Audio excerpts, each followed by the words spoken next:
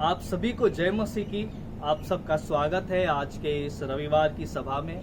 आप सबका स्वागत है हमारी इस कलीसिया में जिसका नाम है फ्यूजन। बहुत ही अच्छा दिन है, बहुत ही खूबसूरत दिन है कि हम परमेश्वर की महिमा कर सकते हैं। हम उसके पास जा सकते हैं क्योंकि वो हमसे प्रेम करता है और उसने अपने प्रेम को अपने पुत्र के द्वारा हमारे ऊपर दर्शाया है।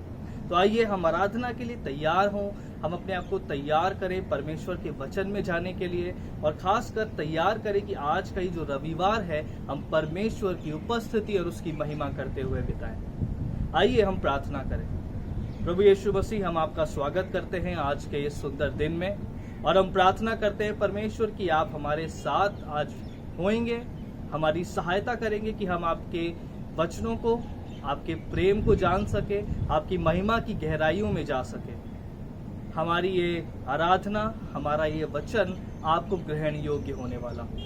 ये प्रार्थना हम यीशु मसीह के नाम से मांगते हैं। इससे पहले कि हम गीतों के द्वारा आराधना में जाएं, मेरे पास एक छोटा सा वचन है जो कि इब्रानियों की पुस्तक उसका पहला अध्याय और 1 से लेके और 3 पदों में हम थोड़ा सा देखेंगे। और यहाँ लिखा है, पूर्व युग में परमेश्वर ने बाप दादों से थोड़ा थोड़ा करके और भांति भांति से भविष्यवक्ताओं के द्वारा बातें करी। इन अंतिम दिनों में हमसे पुत्र के द्वारा बातें की, जिसे उसने सारी वस्तुओं का वारिस ठहराया और उसी के द्वारा उसने सारी सृष्टि की रचना की है। वो उसकी महिमा का प्रकाश और उसके तत्व की छाप है और सब वस्तुओं को अपनी सामर्थ के वचन से संभालता है। वो पापों को धोकर ऊंचे स्थानों पर महामहिम के दाहिने जा बैठा है। जी हाँ, ये वचन जो है ये प्रभु यीशु मसीह की महिमा के बारे में बताते हैं। पिछले सप्ताह हमने देखा था कि कैसे प्रभु यीशु मसीह योग्य हैं, और आज भी जब हम आराधना में जाते हैं, जब हम वचन में जाते हैं, तो आप याद रखें कि यीशु मसीह परमेश्वर की महिमा का प्रकाश है और वो आपके जीवन का भी प्रकाश है।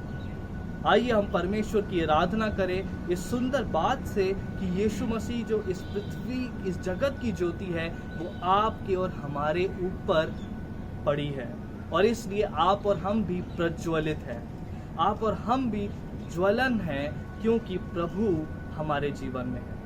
आइए आराधना करें। सबको जय मसीह की।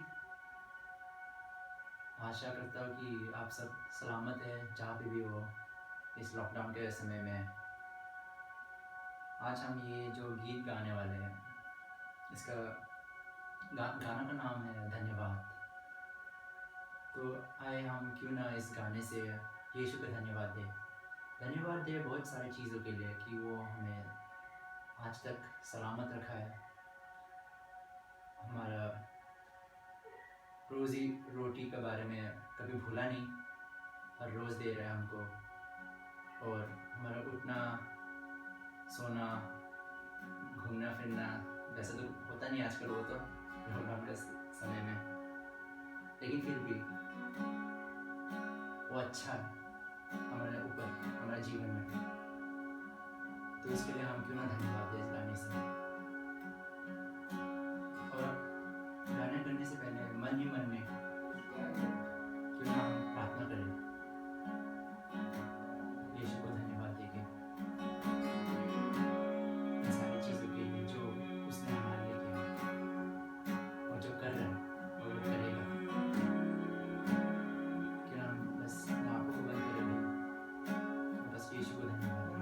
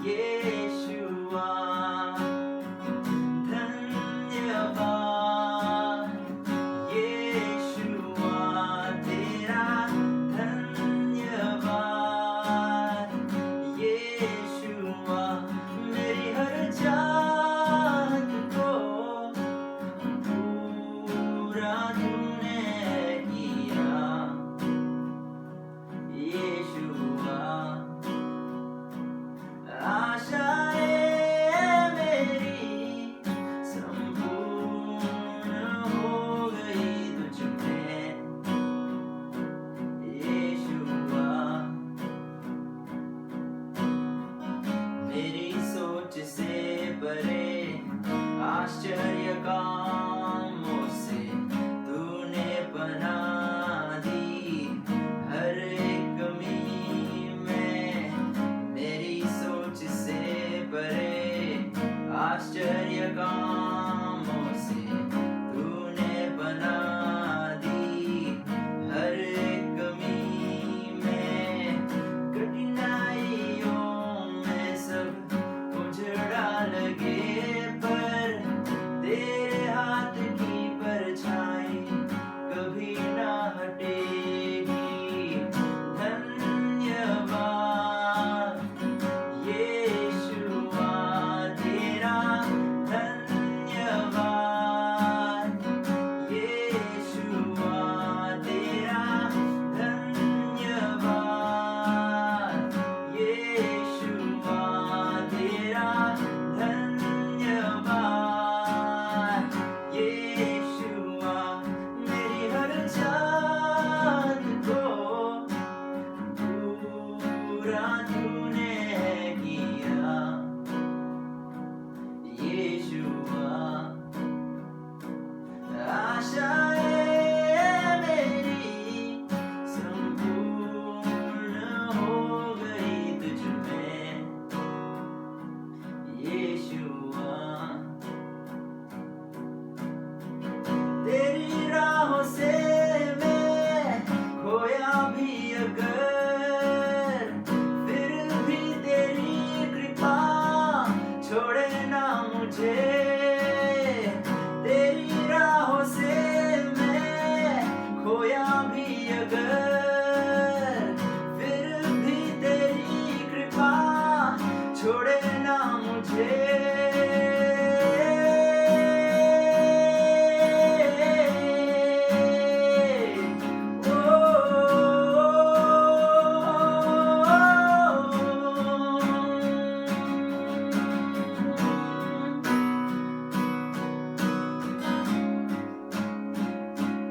कभी ना छोड़ेगा, कभी ना छोड़ेगा।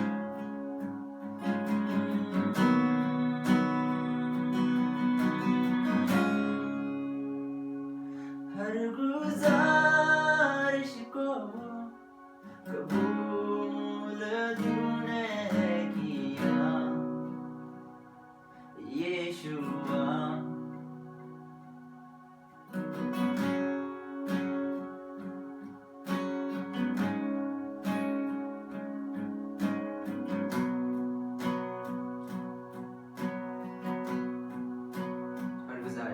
हर गुजारिश को कबूल तूने किया यीशुआ। मेरी सवालों का जवाब तू है यीशुआ यीशुआ।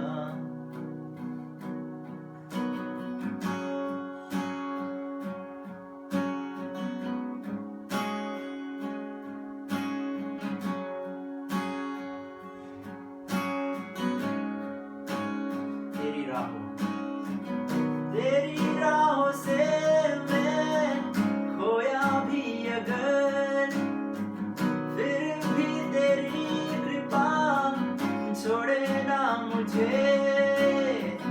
तेरी राहों से मैं खोया भी अगर, फिर भी तेरी कृपा छोड़े ना मुझे।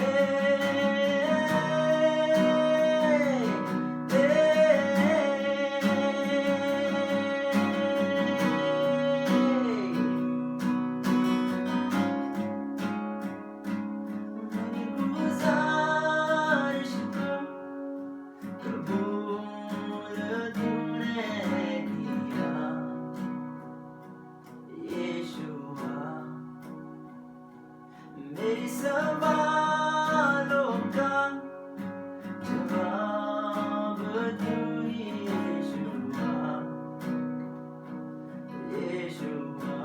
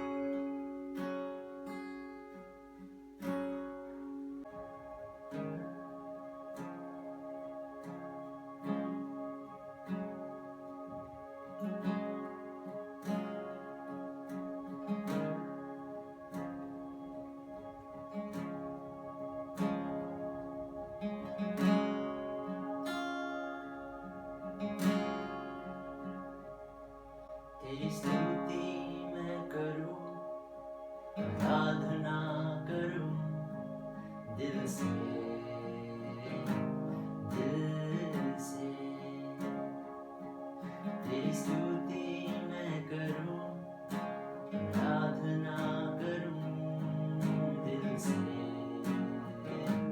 दिल से।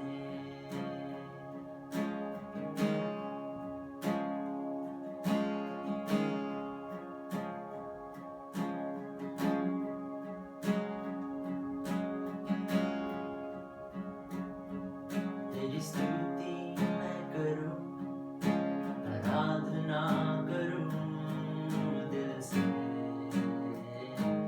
दिल से। तेरी स्तुति मैं करूं, आराधना करूं दिल से, दिल से।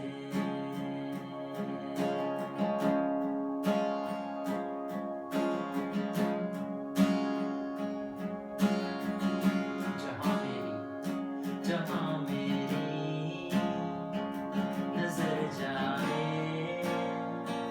वहाँ तेरी स्तुति हो। जहाँ मेरी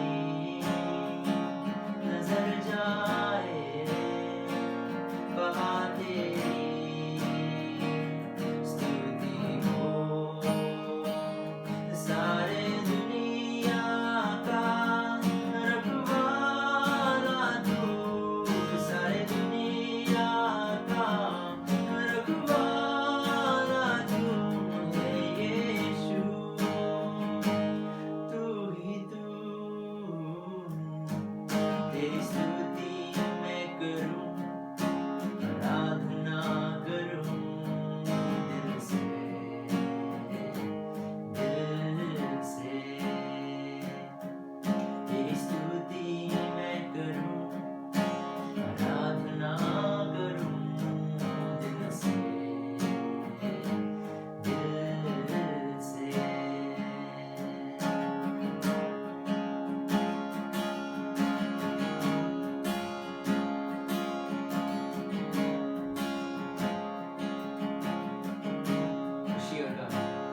खुशी और गम में साथ हो तेरा, कर्म और रंग में नाम हो तेरा। खुशी और गम में साथ हो तेरा, कर्म और रंग में नाम हो तेरा।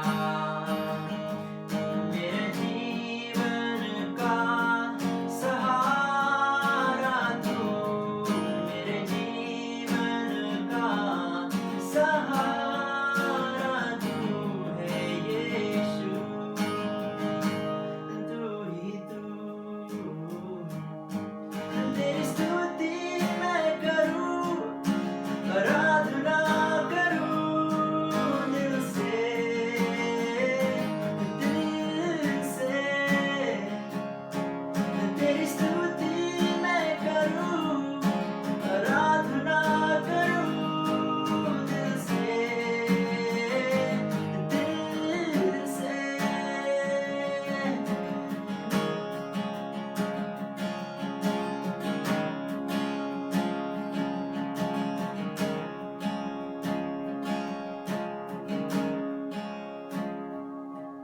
तेरी स्तुति मैं करूं, आराधना करूं दिल से,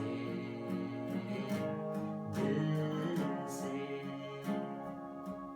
तेरी स्तुति मैं करूं, आराधना करूं दिल से, दिल से। मेरी सांसों में तेरा नाम रहे, मेरी सांसों में तेरा नाम रहे प्रभु, तू ही तू।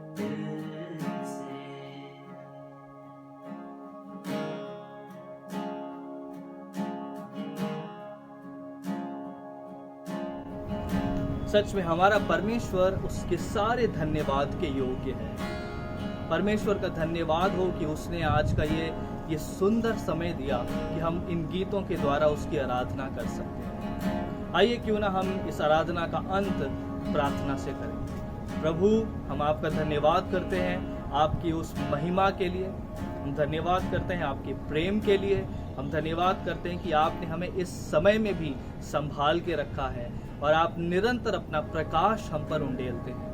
हम प्रार्थना करते हैं आज जो भी हमें सुन रहे हैं, जितनों ने हमारे साथ आराधना की है, वो आपके प्रेम को और जान सके, आपकी महिमा को और जान सके, आपके बलिदान की गहराइयों को जान सके और होने दे कि परमेश्वर आज हम सब आपकी महिमा करके आपको परमेश्वर सर्वोपरि रखने वाले हो सके। सारी बातों के लिए धन्यवाद करते हैं। इस आराधना के लिए हमें योग्य बनाया, हम उसके लिए धन्यवाद करते हैं। ये प्रार्थना यीशु मसीह के नाम से मांगते हैं, आमीन। हाय सबको, जय मसीह की। मैं आप सबका स्वागत करना चाहती हूँ फ्यूजन कलीसिया में, और आप अगर हमें पहली बार देख रहे हैं तो मैं आपका भी स्वागत करना चाहती हूँ। और सबसे पहले मैं सारी मदर्स को हैप्पी मदर्स डे विश करना चाहती हूँ। सभी को हैप्पी मदर्स डे। और माताओं का जो रोल है, उनकी जो भूमिका है, वो बहुत ही उच्च महत्व की होती है एक बच्चे की जिंदगी में। तो और एक माँ जो है वो जन्म देती है और पालन पोषण करती है, और जब बच्चा बड़ा भी हो जाता है तब भी वह उसकी चिंता करना भूलती नहीं है। तो परमेश्वर का धन्यवाद हो सारी मदर्स के लिए, सारी माओं के लिए। और सही में एक माँ का होना बहुत बड़ी आशीष होती है। तो मैं अपनी मदर को भी बहुत थैंक यू करना चाहती हूँ, मिसेस वीनस लाल को, जिसने मेरे को जन्म दिया है और पढ़ाया लिखाया, पालन पोषण किया और मुझे इतना बड़ा किया। उनके लिए भी बहुत धन्यवाद कि उन्होंने मेरे जीवन में सही में एक बहुत ही स्ट्रॉन्ग पिलर होके उन्होंने मेरे जीवन में निवेश किया है। Thank you so much mummy. और उन सभी के लिए मैं एक प्रोत्साहन देना चाहती हूँ जिनके पास आज उनकी माएँ नहीं हैं। तो ये याद रखिए कि वचन कहता है कि माँ तो अपने दूध पीते बच्चे को छोड़ सकती है, पर परमेश्वर कभी नहीं छोड़ता है। तो आपके लिए ये एक बहुत अच्छा एनकरेजमेंट है, एक प्रोत्साहन है कि आपके परमेश्वर जो है यीशु मसीह, वो कभी नहीं छोड़ेगा आपको, और वो एक माँ से बढ़कर है आपके लिए। तो चलिए जैसे हम माँ के बारे में बातें कर ही रहे हैं, तो आज हम थोड़ा सा देखते हैं यीशु मसीह की माँ के चरित्र के बारे में, और थोड़ा सा उनके बारे में विचार करते हैं और देखते हैं, उनकी जिंदगी से कुछ सीखते हैं। तो मेरे साथ अब क्यों ना निकाल लीजिए लूका उसका पहला अध्याय 26 से लेकर 31 तक। मैं पढ़ देती हूँ। लूका उसका पहला अध्याय 26 से 31। 6वें महीने में परमेश्वर की ओर से जिब्राइल स्वर्गदूत गलील के नासरत नगर में एक कुंवारी के पास भेजा गया, जिसकी मंगनी यूसुफ नामक दाऊद के घराने के एक पुरुष के साथ थी। उस कुंवारी का नाम मरियम था। स्वर्गदूत ने उसके पास भीतर आकर कहा, आनंद और जय तेरी हो, जिस पर ईश्वर का अनुग्रह हुआ है, प्रभु तेरे साथ है। वह उस वचन से बहुत घबरा गई और सोचने लगी कि ये कैसा अभिवादन है। स्वर्गदूत ने उससे कहा, हे मरियम, भयभीत ना हो, क्योंकि परमेश्वर का अनुग्रह तुझ पर हुआ है। तो जैसे हम बात कर रहे हैं मदर्स डे के बारे में, जैसे हम देख रहे हैं कि एक स्वर्गदूत आ रहा है और एक डायलॉग हो रहा है मरियम का और स्वर्गदूत का। तो मेरा पहला जो एक क्वेश्चन है कि मरियम ने क्या महसूस किया उस समय पर जब उसने देखा कि, तो जब हम देखते हैं कि इस वचन में स्वर्गदूत और मरियम के बीच में कुछ डायलॉग्स भी हो रहे हैं, है ना। तो मेरा एक सवाल है कि मरियम क्या महसूस कर रही होगी जब उसने ये देखा होगा कि स्वर्गदूत आया है। तो उसका पहला फीलिंग या पहली उसने क्या महसूस किया। वचन कहता है कि वह घबरा गई, है ना।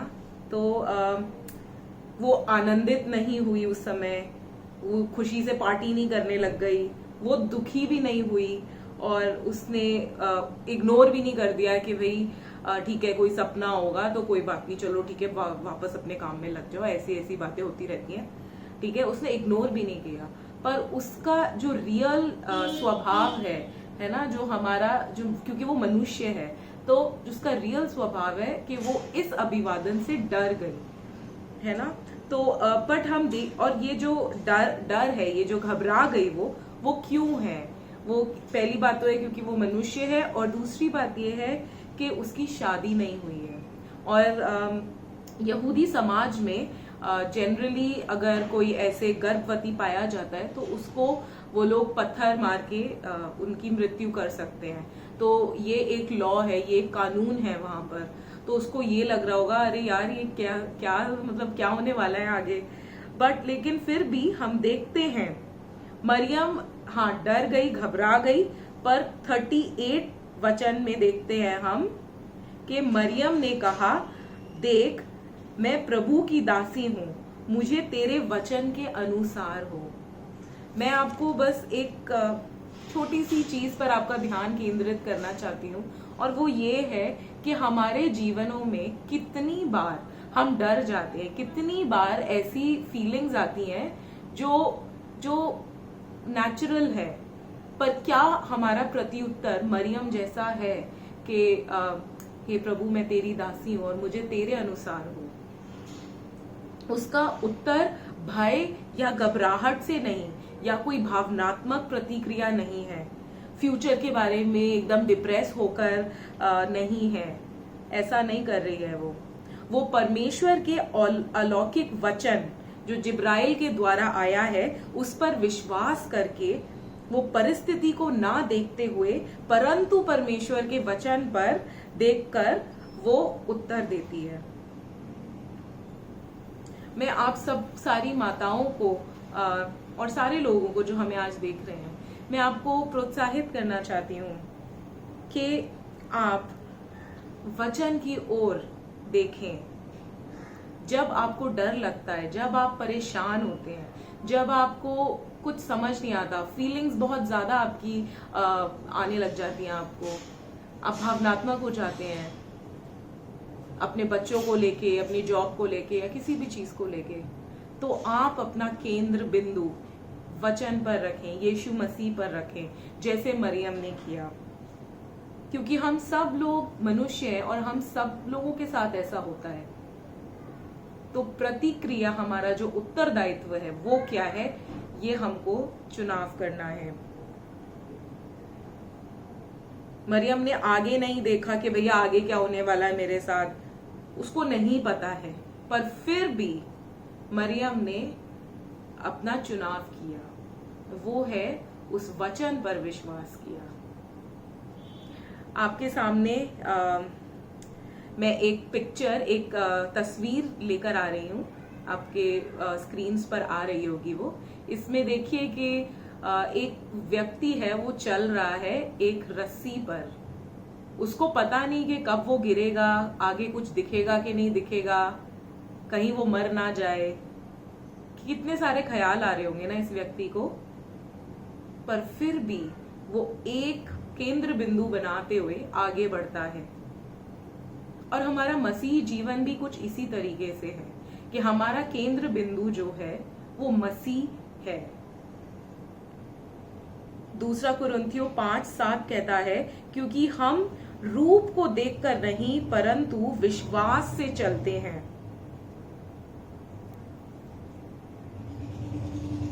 यहां पर प्रश्न है, क्या आप भावनाओं से, अपनी समझ से, अपनी बुद्धि से, अपने कार्य से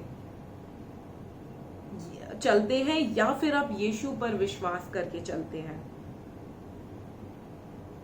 ये एक प्रश्न है जो मैं आप लोगों के सामने रखना चाहती हूं, तो आप इसके बारे में सोचिएगा। चलिए आगे बढ़ते हैं। हम देखते हैं एक पैसेज पढ़ लेंगे, एक वचन पढ़ लेंगे, यूहन्ना उसका 2 अध्याय 3 से लेकर 5 तक। यूहन्ना 2 का 3 से 5 तक। मैं पढ़ देती हूँ आपके सामने। जब दाख रस घट गया तो यीशु की माता ने उससे कहा, उनके पास दाख रस नहीं रहा। यीशु ने उससे कहा, हे महिला, मुझे तुझसे क्या काम, अभी मेरा समय नहीं आया। उसकी माता ने सेवकों से कहा, जो कुछ वह तुमसे कहे वही करना।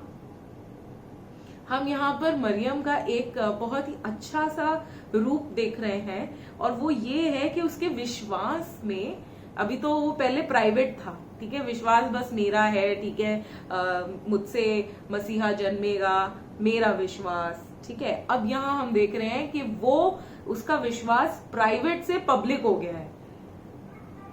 मतलब कि जब वो ये कह रही है, जो कुछ वो तुमसे कहे तुम वैसा ही करना, इसमें हमें सब बहुत क्लियरली समझ आ गया है कि मरियम ने यीशु मसीह को ले लिया है कि भैया यही वो मसीहा है। उसने पहले अभिवादन जो हुआ था जिब्राइल के द्वारा, उसने उस पर विश्वास किया और इस विश्वास को उसने आगे बढ़ाया, और वो ये है कि पब्लिक जो और लोग हैं, एक शादी के महोत्सव में उसने अपने इस विश्वास को बताया, उसकी ऐलान किया या घोषणा किया। मरियम का विश्वास जो था यीशु पर, वो पब्लिक हो चुका है, और जाहिर सी बात है ये दाखरस खत्म हो गया है और लोग बड़े चिंतित होंगे, जो इवेंट जो होता है ना, इवेंट मैनेजर्स हो रहे होंगे उधर के, सेवकों ने भी देखा होगा कि भैया हाँ ठीक है, जैसा ये कह रहे हैं वैसे कर लेते हैं। जितने भी सेवक लोग हैं, दास लोग हैं, उन सब ने किया होगा वैसे। इन सभी लोगों ने उस चमत्कार को अनुभव किया। ये यीशु मसीह का पहला चमत्कार था।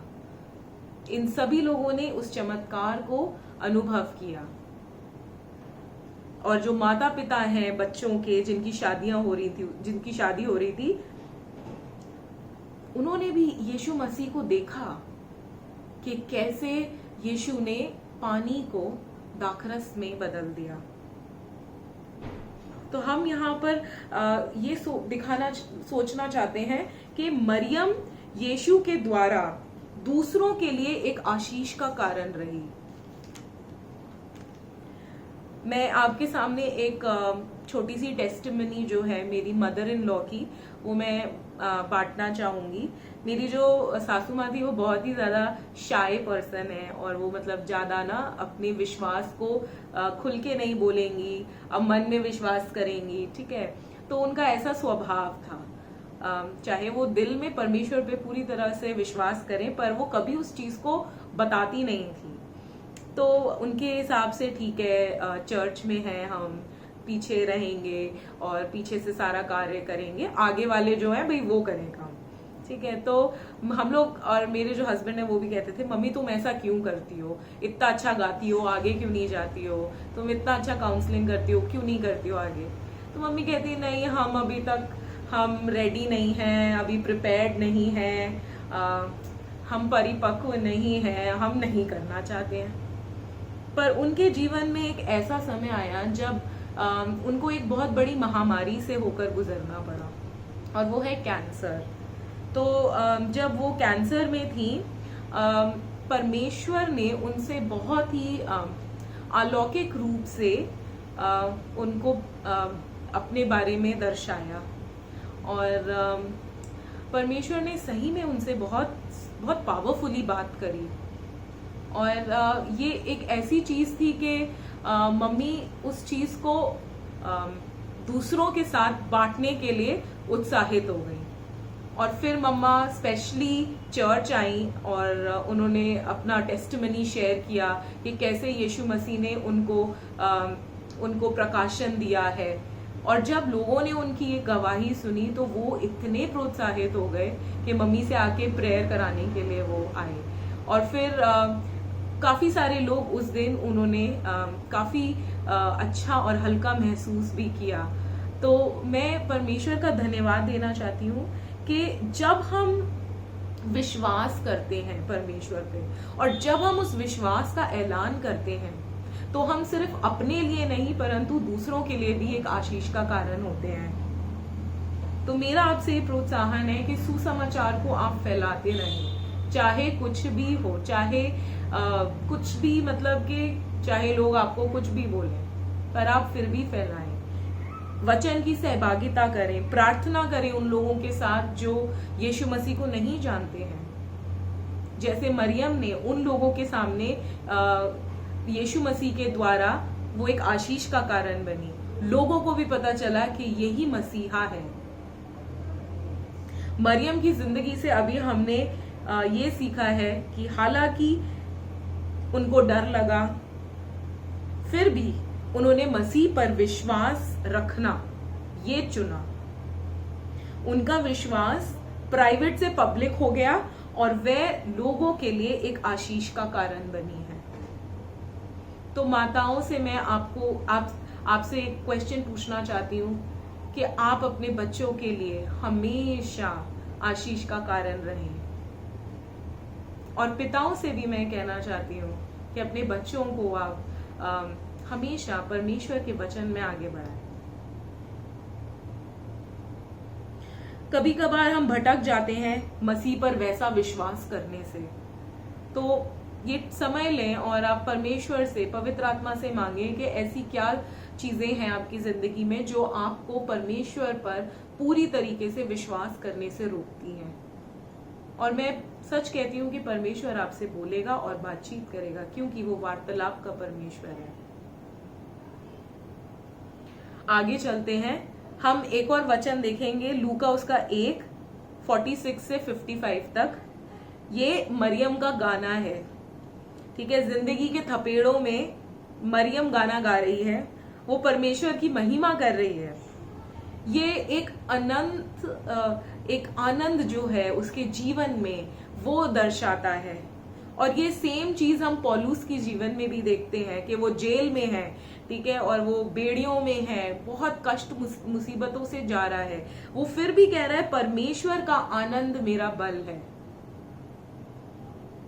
तो आप भी ये अपने लिए कहें कि परमेश्वर का आनंद मेरा बल है।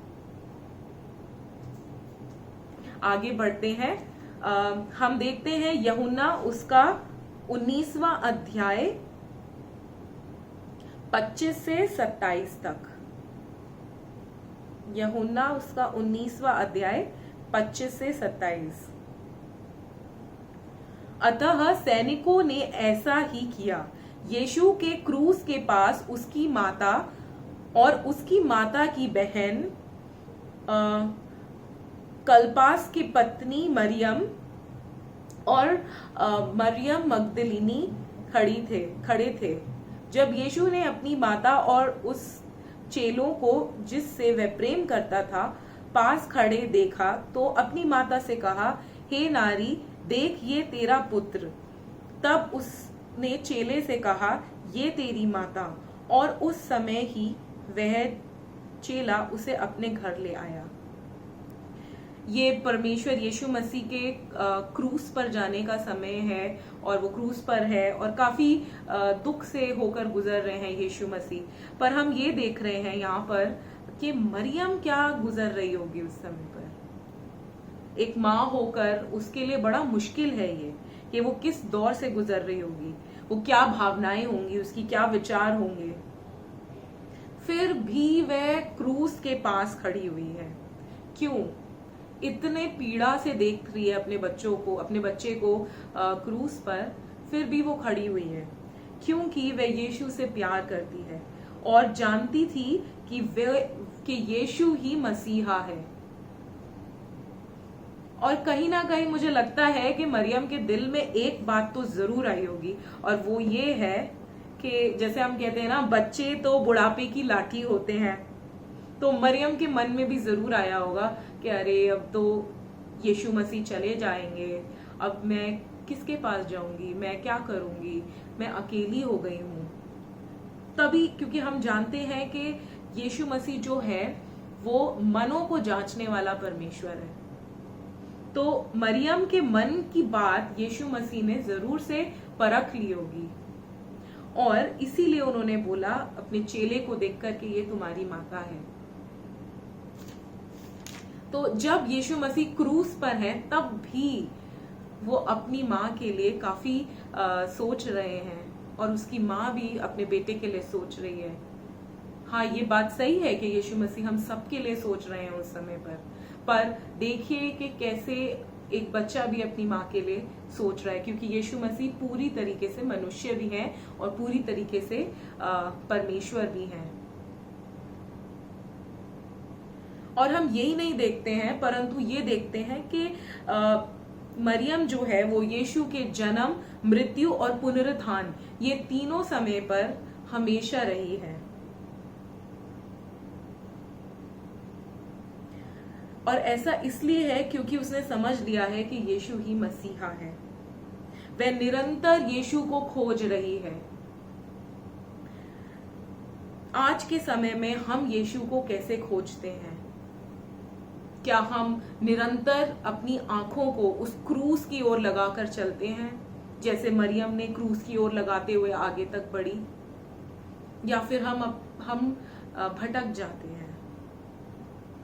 क्या हम यीशु मसीह को खोज रहे हैं हर रोज, हर दिन? क्या हम वचन में जा रहे हैं? क्या हम प्रार्थना कर रहे हैं? क्या हम अपनी फैमिली के साथ प्रार्थना कर रहे हैं मिलकर? तो आप ये सब क्वेश्चंस पर ध्यान दे सकते हैं। एक आखिरी वचन पढ़ के फिर मैं खत्म करूंगी, और वह आखिरी वचन है प्रेरितों के काम, उसका पहला अध्याय और 13 से लेकर 14 तक। वैसे तो आप 14 से पढ़ लीजिए। वो ये है कि ये सब कई स्त्रियों और यीशु की माता मरियम और उसके भाई के साथ एकचित होकर प्रार्थना में लगे रहे।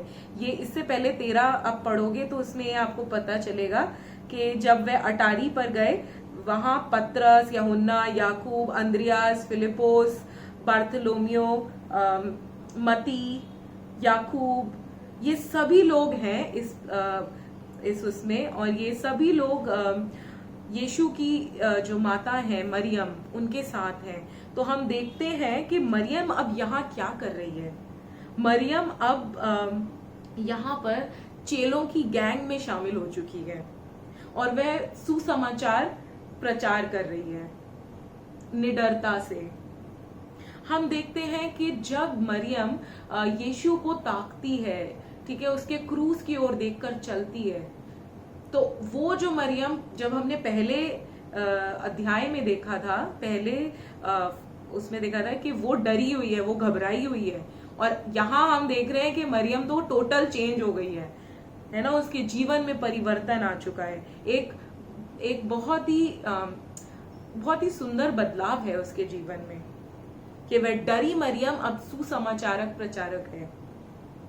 क्रूस हमें सच में बदल देता है, और मैं आप सबको इस समय चुनौती देना चाहती हूँ कि क्या आपके जीवन में वह बदलाव है कि नहीं। और अगर ये बदलाव आपके जीवन में नहीं है जो पवित्र आत्मा द्वारा होता है, तो आप प्लीज समय निकालें और यीशु मसीह से आप माफी मांगे और उसके अनुसार चलें। यीशु मसीह जब हमारे जीवन में आता है तो हमारे जीवन को वो पूरी तरीके से बदल देता है। तो मेरी आशा है कि ये वचन से आप बहुत प्रभावित होंगे और यीशु मसीह की ओर और बढ़ेंगे।